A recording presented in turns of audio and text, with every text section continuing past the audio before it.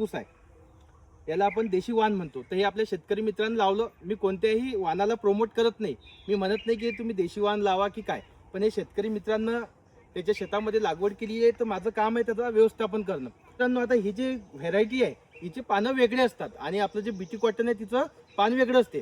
तरी पण याच्यावर आपल्याला सध्या तुडतुडा दिसत आहे आणि याच्यात एक आपल्याला इथून शेंडा कट करायचा असतो. हे आता आपण इथं शेंडा कट केला, तर या पद्धतीनं आपण शेंडा कट केला तर याचं ब्रांचिंग होते.